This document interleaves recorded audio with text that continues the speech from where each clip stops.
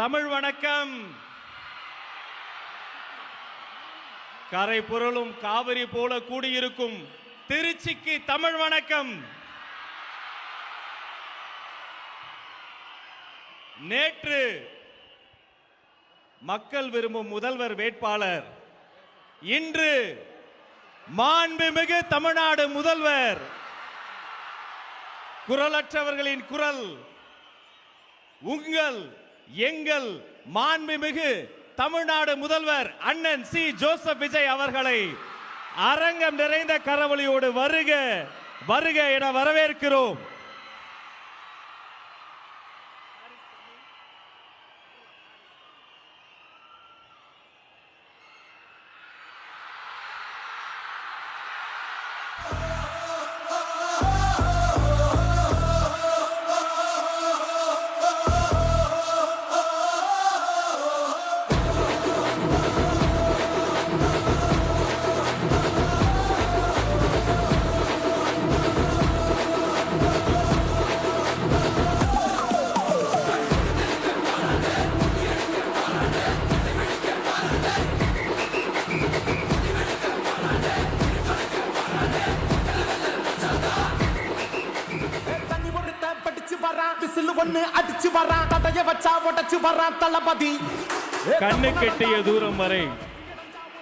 கண்ணு கெட்டிய தூரம் வரை ஒரு கடல், இது முதல்வரின் மீது இருக்கும் மக்களின் பாசக்கடல், அன்பு கடல். உங்கள் அனைவரையும் வணங்கி திருச்சிராப்பள்ளி மாவட்ட மக்கள் சந்திப்பு நிகழ்ச்சியை யாரை வாழ்த்தி தொடங்குவது? நம்ம தமிழ் தாயை வாழ்த்தி தொடங்குவோம். தமிழெங்கள் பேச்சு, தமிழெங்கள் மூச்சு, தமிழெங்கள் உயிர். அனைவரும் எழுந்து நிற்போம். தமிழ் தாய் வாழ்த்தை சேர்ந்து பாடுவோம்.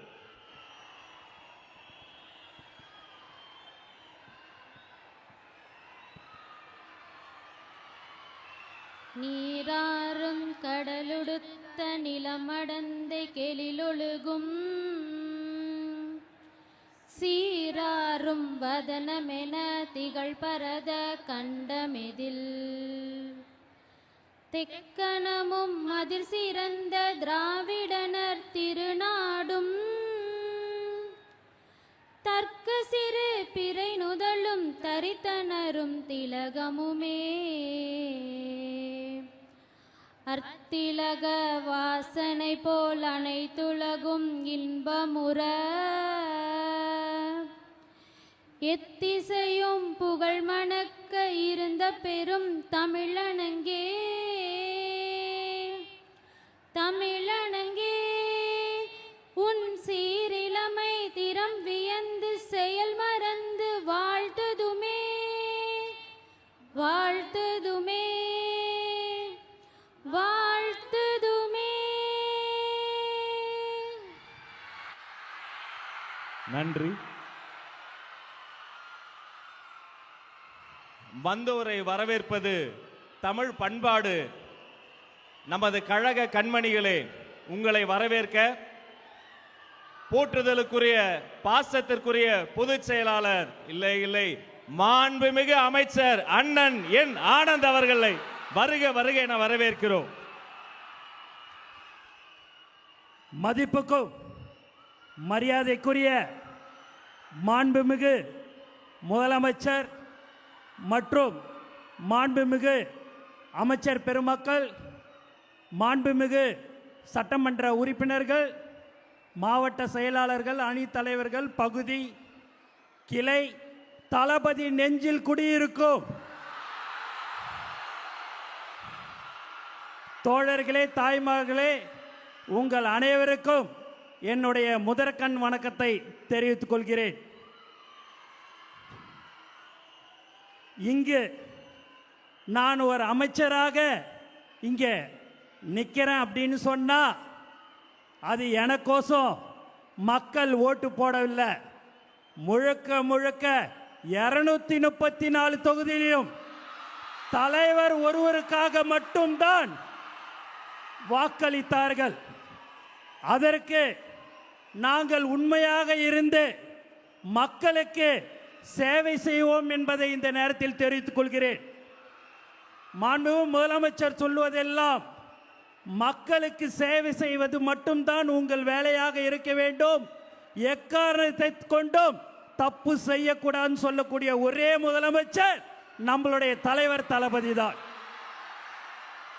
எப்போதும் சட்டமன்ற உறுப்பினராக இருக்கலாம், அமைச்சராக இருக்கலாம், ஆனால் நான் என்றும் தலைவர் தளபதியுடைய தொண்டனாக கடைசி காலம் வரைக்கும் இருப்பேன் என்று கூறிக்கொண்டு எனக்கு வாய்ப்பு கொடுத்த அனைத்து நல்ல உள்ளங்களுக்கும் நன்றி கூறி விடைபெறுகிறேன். நன்றி, வணக்கம்.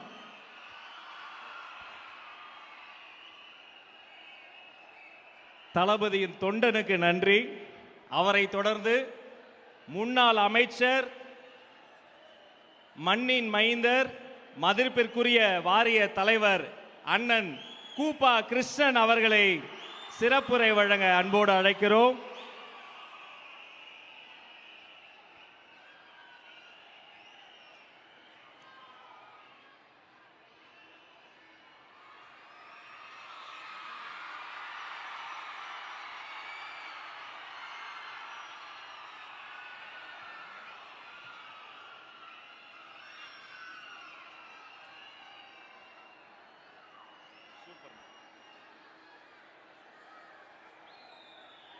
மலைக்கோட்டையை தன் நெஞ்சில் சுமந்திருக்கும் திருச்சிக்கு வருகை தரக்கூடிய சிறன்கோட்டையினுடைய தளபதியே, உங்களுக்கு எங்களுடைய பணிவான வணக்கங்கள்.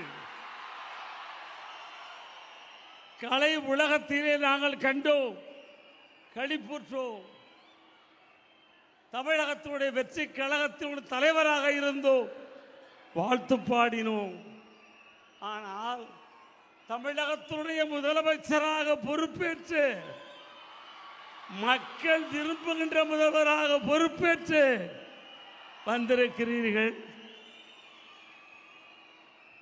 இது தமிழ்நாட்டுக்கு மட்டுமல்ல, சரித்திரத்தையே சாகடித்து விட்டு வந்திருக்கிறீர்கள்.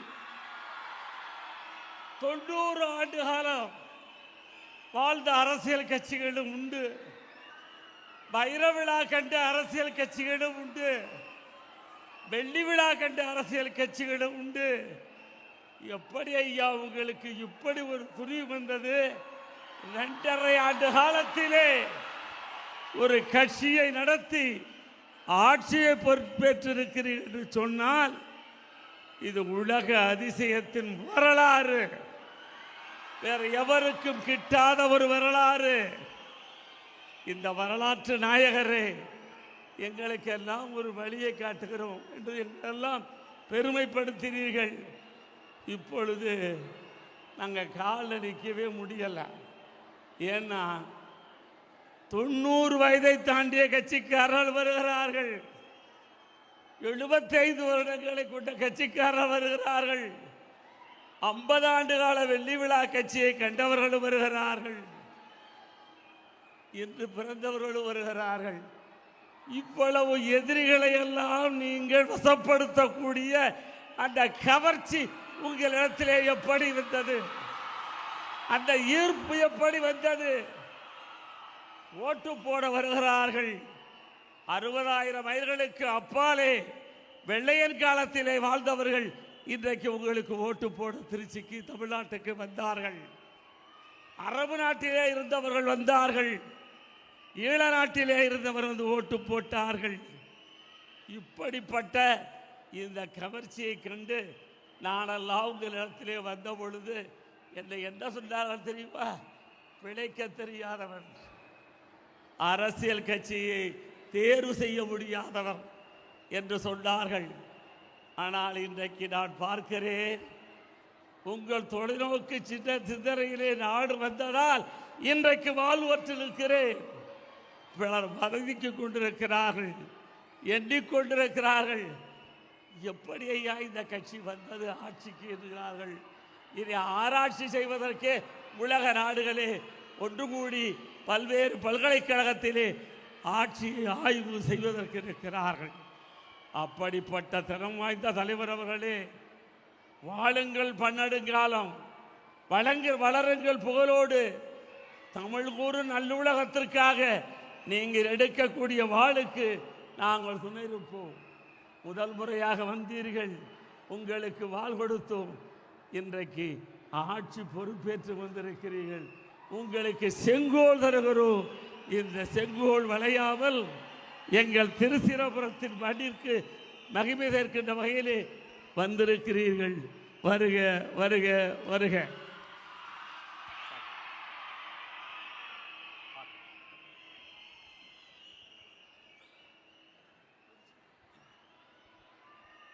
அண்ணன் பேசிவிட்டார். அண்ணனை தொடர்ந்து எங்கள் தம்பி குட்டி புலி மாண்புமிகு இந்து சமய அறநிலையத்துறை அமைச்சர், உங்கள் மண்ணின் மைந்தர் திரு ரமேஷ் அவர்களை சிறப்புரை வழங்க அன்போடு அழைக்கிறோம்.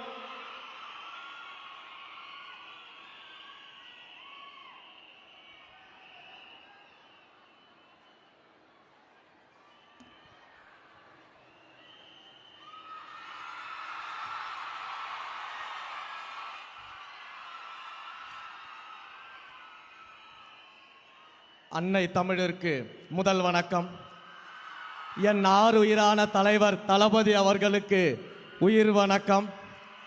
பேரன்பிற்குரிய பொதுச் செயலாளர் அண்ணன் என் ஆனந்த் அவர்களுக்கு நன்றி கலந்த வணக்கத்தோடு, இந்த ஒரு நிமிடத்திற்காக என் வாழ்க்கையில் பல வருடங்கள் காத்திருந்தேன். இப்படி அண்ணனை கூப்பிடணும், எப்படி கூப்பிடணும், மாண்புமிகு தமிழ்நாடு முதலமைச்சர் அண்ணன் தளபதி அவர்களே அப்படின்னு கூப்பிடுற அந்த ஒரு நொடிக்காக பல வருடங்கள் நாம் எல்லாம் தவம் இருந்தோம். அந்த தவம் இன்றைக்கு நிறைவேறி இருக்கிறது. முறை செய்து காப்பாற்றும் மன்னவன் மக்கட்கு இறையென்று வைக்கப்படும்னு ஒரு திருக்குறள் இருக்கு. நீதி நெறி தவறாமல் ஆட்சி நடத்தும் ஆட்சியாளரை மக்கள் தலைவராக இறைவனாக கொண்டாடுவார்கள் அப்படின்ற திருக்குறள் நம்முடைய மாண்புமிகு முதலமைச்சர் அவர்களுக்கு பொருந்தும். இன்றைக்கு இந்த திருச்சியில் அண்ணன் அவர்கள் நன்றி சொல்வதற்காக வந்திருக்கிறாங்க. இதே திருச்சியை தங்களுடைய கோட்டை கோட்டை என்று சொன்னவர்களுக்கெல்லாம் அதை வெறும் மனக்கோட்டை தான் காட்டி அதையும் உடைச்சி இந்த மலைக்கோட்டை மாநகரை தளபதியின் கோட்டையாக இன்றைக்கு நாம் மாற்றி இருக்கிறோம். சாதாரண நபர்கள் எல்லாம் வேட்பாளராக நிக்க வச்சிருக்கிறாரு. சாதாரண குடும்பத்தவர்களை வேட்பாளராக நிக்க வச்சிருக்கிறாரு. இவங்கெல்லாம் நம்மளை எதிர்த்து ஜெயிச்சிட முடியுமா அப்படின்னு பகல் கனவு கண்டுகிட்டு இருந்தாங்க. ஏன், சாதாரண குடும்பத்திலிருந்து வந்த என்ன ஸ்ரீரங்கம் சட்டமன்ற தொகுதியின் வேட்பாளராக அறிவிச்சாரு. அறிவிச்ச உடனேயே இந்த திருச்சியின் முதலாளி என்று சொல்லக்கூடிய பல பேர் என்ன சொன்னாங்கன்னா, ஸ்ரீரங்கத்தில் வெற்றி பெறுபவர்கள் தான் ஆட்சியை அமைக்க முடியும், அது சென்டிமெண்ட் அப்படின்னு ஏளனமாக பார்த்தாங்க. ஆனா இந்த சாமானியனை ஸ்ரீரங்கத்தில் வெற்றி பெற வைத்து ஆட்சியில் முதலமைச்சராக அமர்ந்திருக்கக்கூடிய ஒரு மாபெரும் தலைவர் நம்முடைய தலைவர் அவர்கள் மட்டும்தான். உங்களை போல இந்த இடத்துல இருக்கக்கூடிய பல பேரை இந்த இடத்துக்கு கொண்டு வருவதற்கான வரலாற்றிலேயே ஒரு தலைவர் இருக்கிறார் என்றால் அது நம்முடைய தலைவர் அவர்கள் மட்டும்தான். வேற எந்த தலைவராலும் அது முடியாது. பல்வேறு மேடைகள்ல அண்ணன் முன்னாடியும் சொல்லியிருக்கிறேன், பிரச்சாரங்களின் போது பல்வேறு மேடைகள்லையும் பேசியிருக்கிறேன். அந்த ஒன்றை மட்டும் நினைவுபடுத்திடுறேன். பல இடங்கள்ல சொன்ன, சின்ன பசங்கன்னு ஏளனமா பார்க்காதீங்க. இந்த சின்ன பசங்க என்ன செய்வாங்கன்னு காட்டுவோன்னு பல மேடைகள்ல நான் பேசியிருக்கிறேன், அண்ணன் முன்னாடியும் பேசியிருக்கிறேன். இப்ப அதே மாதிரி பார்க்கிறவங்களுக்கு இன்னொன்னு சொல்லிட்டு ஒரு உறுதிமொழியை சொல்லிட்டு நான் கிளம்பிடுறேன். எழுதி வச்சுக்கோங்க, இந்த சின்ன பசங்க வருங்காலத்தில் எதிர்கட்சியே இல்லாத சட்டமன்றத்தில் எங்கள் அண்ணனை முதலமைச்சராக அமர வைப்போம். இது வருங்காலத்தின் வரலாறாக மாறும். மாண்புமிகு முதலமைச்சர் அவர்களுக்கு என்னுடைய நெஞ்சார்ந்த நன்றியை தெரிவிச்சுக்கிறேன்.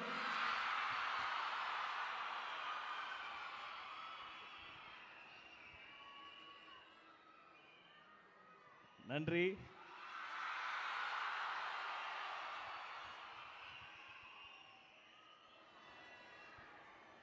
குட்டி புலியே கர்ஜித்தா தாய் புலி எப்படி கர்ஜிக்கணும் உங்களுக்கு சொல்ல வேணுமா? ஒரு நொடி யோசித்து பார்க்கிறேன். இதே திருச்சியில 1008 கெடுபிடிகளுக்கு நடுவே உங்களை பார்ப்பதற்காக ஓடோடி வந்து நின்று அன்று உங்க அண்ணனா உங்க தம்பியா நம்ம தளபதியா மக்கள் விரும்பும் வேட்பாளரா வந்த மனிதர்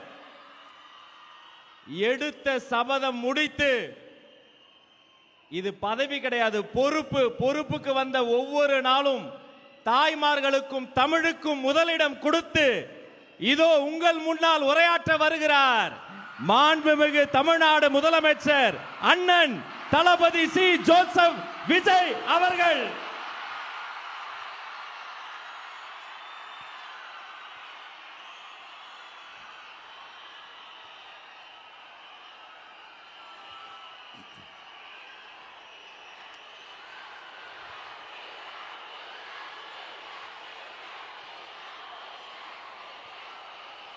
என் நெஞ்சில் குடியிருக்கும்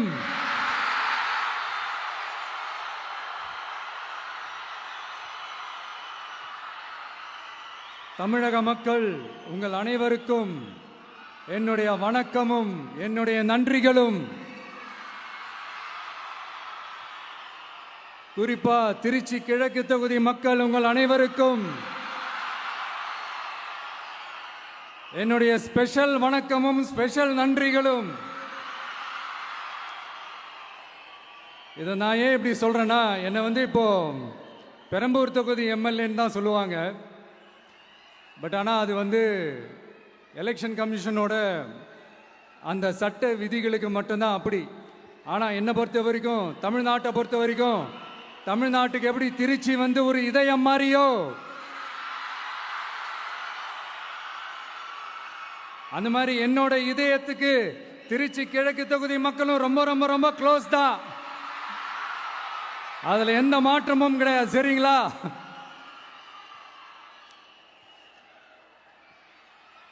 ஆட்சிக்கு சில வாரங்கள் கூட ஆகல. 6 மாசம் அமைதியா இருப்போம்னு சொன்னவங்களாம் 6 நாள் கூட அமைதியா இருக்க முடியல. ஆட்சிக்கு 1/2 மணி நேரத்திலே ஆரம்பிச்சிட்டாங்க. பாவம், ஒரு கல்யாண வீட்டிலலாம் போய் புலம்பிட்டு இருக்காங்க. நான் சொன்னதெல்லாம் நடக்குதா? 1 by 1 எல்லா புலம்பல்ஸும். அது மாதிரி இத்தனை வருஷமா மாத்தி மாத்தி உங்களை ஏமாத்திக்கிட்டு இருந்த இந்த 2 பேரையும் வேண்டாம்னு சொல்லி ஒதுக்கிட்டு உங்களுக்காக உண்மையா உழைக்க வந்த உங்க விஜய, உங்க அண்ணனை, உங்க தம்பிய முதல் அமைச்சரா இல்ல முதல் சேவகனா ஆக்கியிருக்கிறீங்க.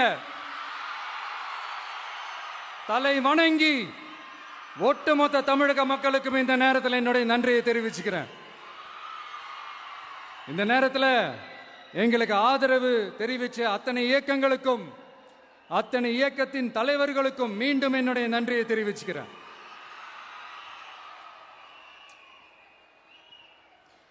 புரட்சி தலைவர் எம்ஜிஆர் அவர்களுடைய முதல் தேர்தலில் கூட இந்த அளவுக்கு ஒரு ஓட் பர்சன்டேஜ் வாங்கல அப்படின்ட்டு நிறைய பேர் சொன்னாங்க. ஆனா நீங்க டிவி கேட்க அவ்வளோ நீங்க ஆதரிச்சிருக்கிறீங்க. நான் எம்ஜிஆர் அவர்களோடலாம் நான் கம்பேர் பண்ணல. எம்ஜிஆர் தான். ஆனா நாம பெரியார், அண்ணா, எம்ஜிஆர் அவர்கள் வழியில ஒரு அன்பா உழைக்க வந்த உங்க விஜய், அவ்வளவுதான். 1977ல நீங்க போடாத ஓட்ட 2026ல நீங்க போட்டிருக்கிறீங்க.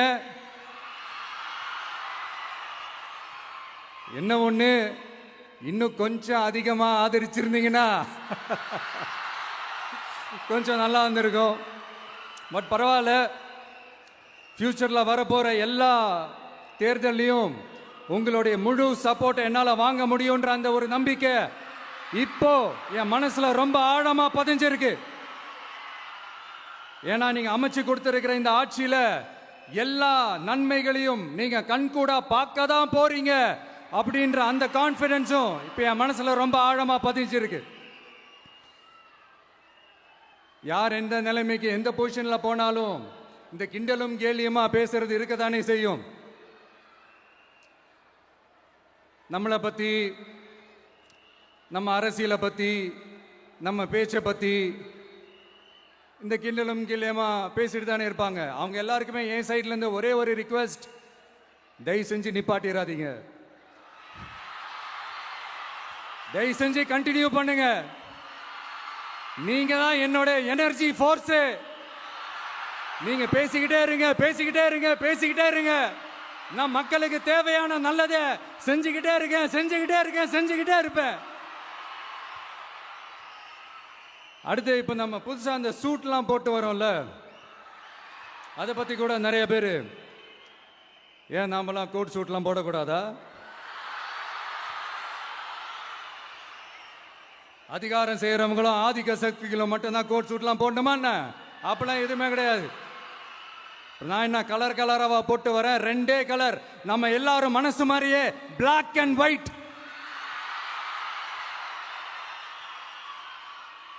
எல்லாத்திலும் பிளாக் அண்ட் ஒயிட்டா இந்த விஜய் இருப்பான் அப்படின்னு காட்டுறதுக்கு தான் அந்த கலர். அடுத்து அந்த பிளாக் கூட யாரை குறிக்கும் எதை குறிக்கும்ன்றது நான் சொல்லி தான் தெரியணும்னு அவசியம் இல்லை, அது உங்களுக்கே நல்லா தெரியும். எல்லாத்துக்கும் இப்படி வழக்கம் சொல்லிக்கிட்டு நச நசன் பேசுகிற டைப்பும் நம்ம கிடையாது. உங்களுக்கே தெரியும், அதிகபட்சமாக எல்லா மீட்டிங்கிலும் 20 நிமிஷம்குள்ளே தான் நான் பேசியிருக்கிறேன். அதனால் இப்போ மக்கள் என்கிட்ட என்ன சொல்கிறாங்க அப்படின்னா, இந்தாப்பா விஜய், நீ எங்களுக்காக உழைக்கிறதுக்காக வந்திருக்கிற, அந்த வேலையை மட்டும் பாரு, உன்னை பற்றி பேசுகிறவங்கள நாங்கள் பார்த்துக்கிறோம் அப்படின்னு சொல்லிட்டாங்க. சரி, ஆனது ஆச்சு. இப்போ என்ன, உனக்கு எதிரிகளே இல்லையா அப்படின்லாம் கேட்டா, அப்படிலாம் நான் சொல்ல மாட்டேன், அப்படிலாம் நான் நினைக்கவும் மாட்டேன், அப்படி நினைக்கவும் கூடாது. இப்பவும் சொல்றேன், அரசியல் ரீதியா சொல்றேன், 2 பேருக்கு நடுவில் தான் போட்டியே. ஒன்னு, இன்னொன்னு எஸ், ஒன்னு டிவிக்கு, இன்னொன்னு டிஎம்கே. இதுக்கு நடுவில் வேற யாருக்கும் எந்த வேலையும் கிடையாது. ஏதாவது இருக்குன்னு சொல்றீங்க? எலெக்ஷனுக்கு முன்னாடியும் அவங்களுக்கு ஒரு வேலையும் இல்லை, இப்ப எலெக்ஷனுக்கு அப்புறம் சுத்தம். ஆனா இந்த திமுகவும் மற்றும் பலரும் ஒன்னா சேர்ந்துக்கிட்டு இந்த விஜயோட ஆட்சி வந்துடக்கூடாதுன்னு சொல்லி ஒரு கூத்து ஒண்ணு பண்ணாங்களே, அந்த கடைசி 5 நாள், அடாடாடாடாடா, நமக்கெல்லாம் ஓஹோ இப்படியெல்லாம் கூட நடக்குமோ என்ன கூத்துங்கிறீங்க. ஆனா ஃபியூச்சர் என்னவா இருக்குன்றதை மட்டும் இப்ப நான் சொல்றேன். உங்களுக்காக உண்மையா உழைக்க வந்த இந்த விஜயா, இல்ல இந்த விஜயோட ஆட்சி அமைஞ்சிடக்கூடாதுன்னு தடுக்க நினைச்ச ஸ்டாலின் சாரா, அவ்வளவுதான். இதுக்கு நடுவில் வேற யாரும் எந்த அல்லு சில்லும் உள்ள வந்து நம்மளை தடுக்கிறதோ எதிர்க்கிறதோ ஏதாவது பண்ணாங்கன்னா நிர்வாகம் அதுக்கு பொறுப்பில்லை ராஜா, நிர்வாகம் அதுக்கு பொறுப்பில்லை. ரிசல்ட் என்னவா வரும்ன்றது அது உங்களுக்கே நல்லா தெரியும். நம்மளை ஏளனமா பேசுறதா நினைச்சு நினைச்சு அவங்களுக்கு ஆப்பு வச்சுக்கிறாங்க. திமுக நம்மளை தடுக்க, திமுக நம்மளை எதிர்க்க, திமுக நம்மளை அவமானப்படுத்த அத்தனையும் நமக்கு நன்மையே.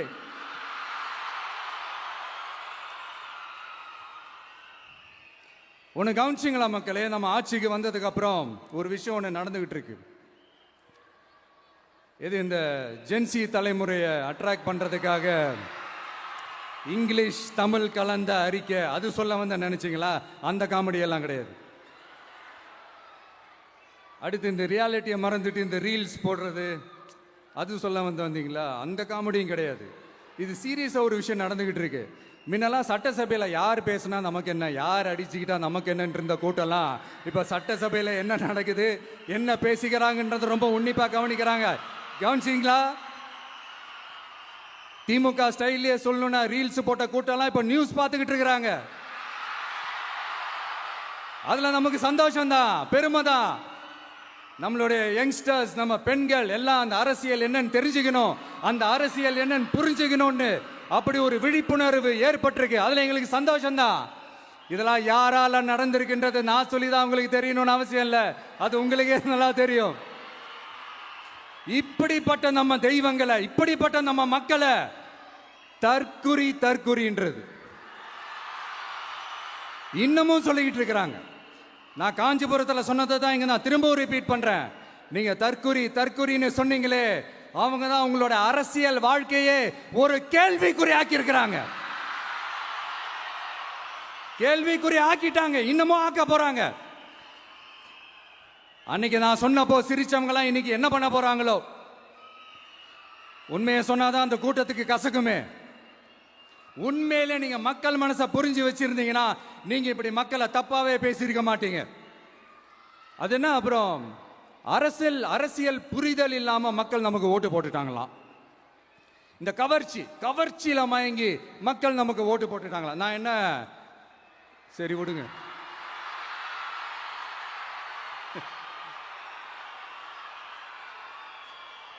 மக்கள் அவங்களுக்கு ஓட்டு போட்டா அந்த மக்கள் நல்லவங்களாம், அதே மக்கள் நமக்கு ஓட்டு போட்டா அந்த மக்கள் கெட்டவங்களா, தற்குறியா. இதே மக்கள் தான் இத்தனை வருஷமா உங்களுக்கு ஓட்டு போட்டுட்டு இருந்தாங்க. உங்களுக்கு மட்டும் என்ன, வேற ஏதாவது பிளானட்ல இருந்து குதிச்சு ஓட்டு போட்டு போனாங்களா? தற்குறியாமா, தற்குறி நல்லா வருது, வேணான்னு பாக்குறேன். எங்க அண்ணன் விஜயகாந்த் அண்ணன் சொல்ற மாதிரி, அண்ணா அவர்கள் ஆரம்பிச்ச கட்சியை ஒரு அடிமை கூடாரமா ஆக்குனது யாருங்க சார்? இப்படியெல்லாம் ஆக்கிட்டு உண்மையை சொல்லு உடன்பிறப்பேவா. உங்களோட அந்த உண்மையான உடன்பிறப்புக்கெல்லாம் என்ன சொல்றாங்க தெரியுமா சார்? திமுக இப்படி ஆனதுக்கு காரணம், அந்த காரணத்தை வெளியிலலாம் போய் தேடாதீங்க, உங்க குடும்பத்துக்குள்ளேயே கேளுங்கிறாங்க. உங்களுக்காக மாடா உழைச்சி தேஞ்சு போய் கிடக்கிறோம்.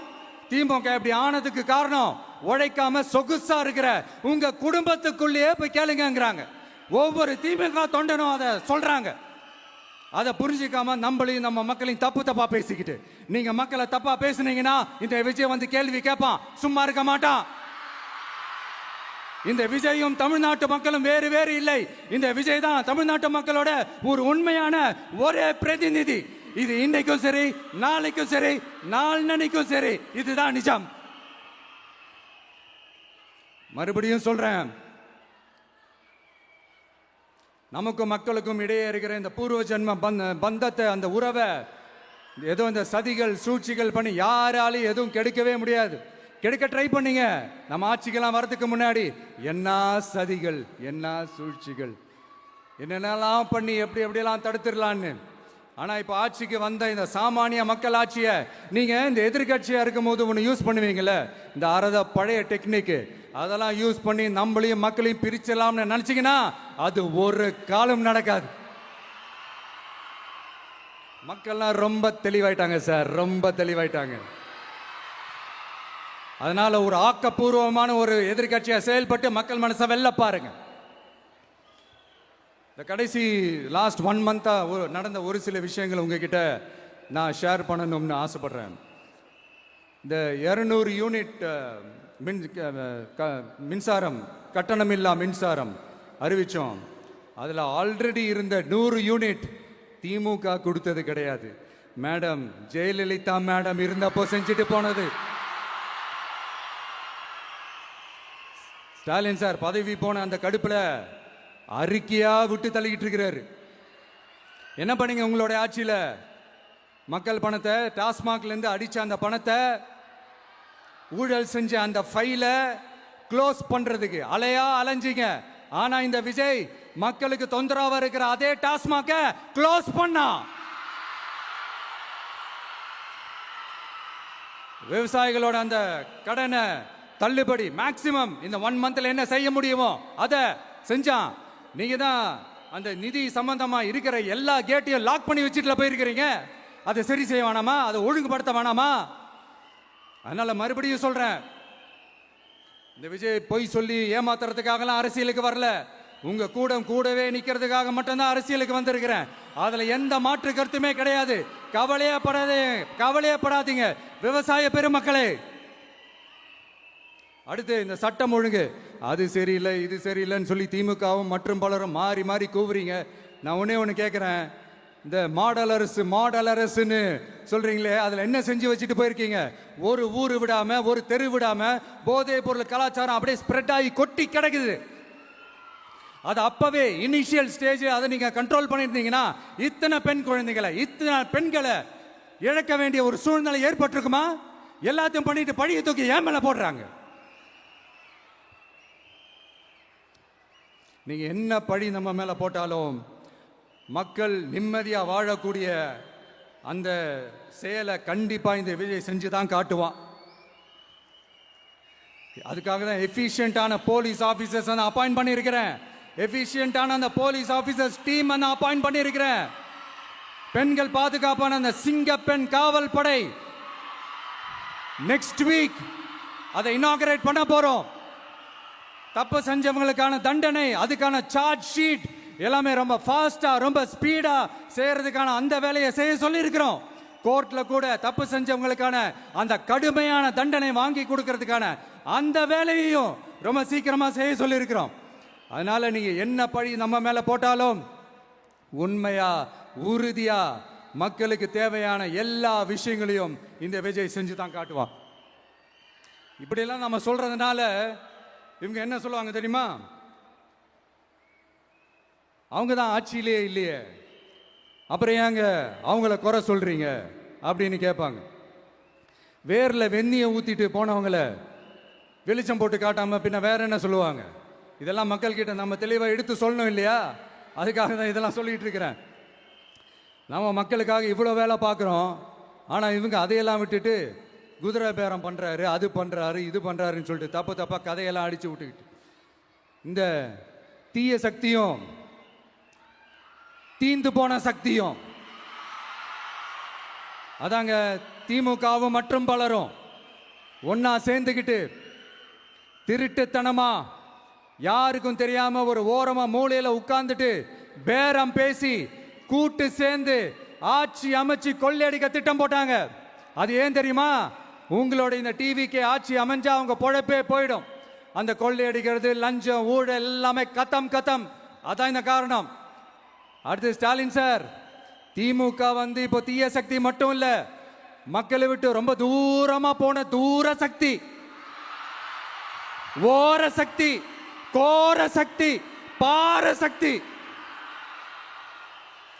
நீங்க எப்போ இந்த தீந்து போன சக்தியோட நீங்க கூட்டு சேர்ந்துக்கிட்டு ஆட்சி அமைக்கணும்னு நினைச்சீங்களோ அப்பவே இந்த திமுக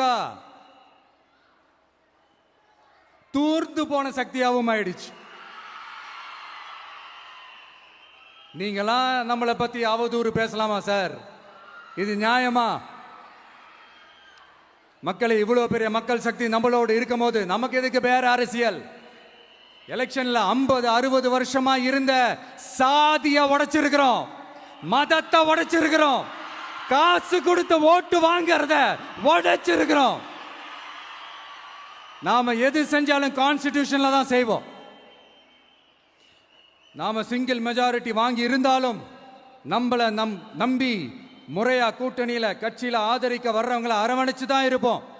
நான் இப்பவும் மீண்டும் டிக்ளேர் பண்றேன், டிவிகே ஆட்சி எந்த பாகுபாடும் இல்லாம எல்லாருக்குமான ஒரு ஆட்சியா தான் இருக்கும். அதுல எந்த மாற்றமும் கிடையாது. ஸ்டாலின் சார் மாதிரி ஊசலாட்டம் இருக்கவே இருக்காது. மதச்சார்பற்ற கொள்கையில சமரசமே இல்லை. மாநில உரிமைகள்ல விட்டு கொடுக்கவே மாட்டோம். நதி நீர் உரிமைகளை விட்டு கொடுக்கவே மாட்டோம். சமூக நீதி, சம நீதிய, சமத்துவ நீதிய ஒரு நாளும் விட்டு கொடுக்கவே மாட்டோம். அதனால திருச்சி கிழக்கு தொகுதி மக்களே, தமிழ்நாட்டில் இருக்கிற 234 தொகுதியும் நம்ம தொகுதி தான். அதுல எந்த கட்சி ஜெயிச்சிருந்தாலும் அது நம்ம தொகுதி தான். பெரம்பூரா இருக்கட்டும், திருச்சி கிழக்கா இருக்கட்டும், எனக்கு 2 கண்கள் மாதிரி. அதுலயும் திருச்சி கிழக்கு என் செல்ல புள்ள மாதிரி. அதனால வரப்போற இடைத்தேர்தல்ல உங்க வீட்டில் இருக்கிற ஒருத்தரை உங்கள ஒருத்தரை தான் வேட்பாளரா நிக்க வைக்க போறோம். நீங்க எப்படி இந்த விஜய்க்கு ஆதரவு கொடுத்து ஓட்டு போட்டு ஜெயிக்க வச்சீங்களோ அதே மாதிரி வரப்போற இடைத்தேர்தல்ல உங்களுடைய அந்த வேட்பாளரையும் ஜெயிக்க வைப்பீங்கன்ற அந்த ஒரு நம்பிக்கை நான் முழுமையாக தான் நம்புறேன். உங்களுக்காக உழைக்க வந்திருக்கிறேன். உங்களுக்காக எல்லா விஷயத்தையும் நான் பார்த்து செய்வேன். ஊழல் இல்லாத, லஞ்சம் இல்லாத ஒரு ஆட்சியை நான் கொடுப்பேன். I understand. ஒரே நாள் அது நடக்காததான், மேஜிக் இல்லை. பட் ஒரு நாள் அதை நான் நடக்க வைப்பேன். எனக்கு இப்ப வேற எந்த வேலையும் இல்லை உங்களுக்காக உழைக்கிறத தவிர. என் கடன் இனி என் மக்களுக்கு பணி செய்து கிடைப்பதே. மீண்டும்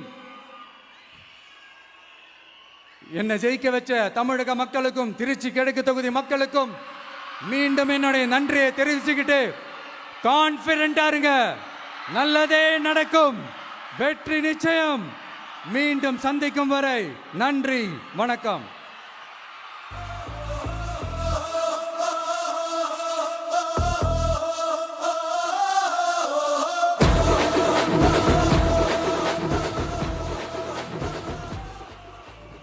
பணநாயகத்தை உடைத்த எங்கள் ஜனநாயகம் தமிழ்நாடு புது வரலாற்றை உருவாக்கிய மாண்புமிகு முதலமைச்சர் அவர்களுக்கு பரிசு வழங்கி சிறப்பு செய்வதற்காக மூத்த அரசியல் தலைவர் மதிப்பிற்குரிய திரு வெல்லமண்டி நடராஜன் அவர்களை அரங்கம் நிறைந்த கரவொலியோடு அன்போடு அழைக்கிறோம்.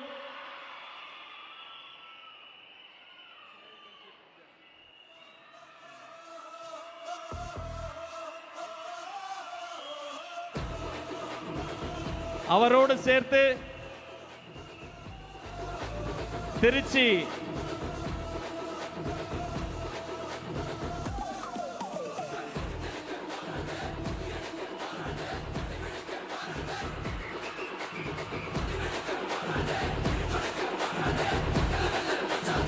வெற்றி தலைவர் அவர்களுக்கு செங்கோலை பரிசாக வழங்குகிறார் அண்ணன் அவர்கள்.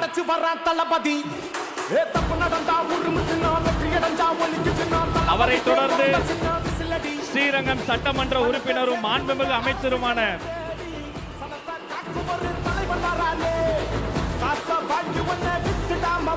அன்பு சகோதரர் திரு ரமேஷ் அவர்கள்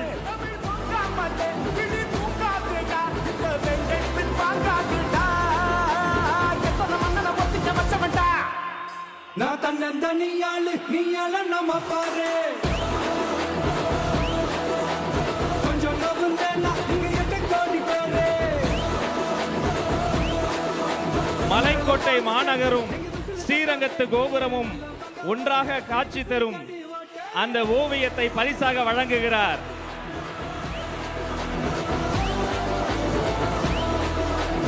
இன்று திருச்சியை படத்தில் தருகிறார், அன்று திருச்சியை தேர்தல் களத்தில் தந்துவிட்டார். அவரை தொடர்ந்து மதிப்பிற்குரிய வாரிய தலைவர் கூபா கிருஷ்ணன் அவர்களின் சார்பில் வெள்ளி செங்கோலை பரிசாக வெற்றி தலைவரின் கரங்களில் தருகிறோம்.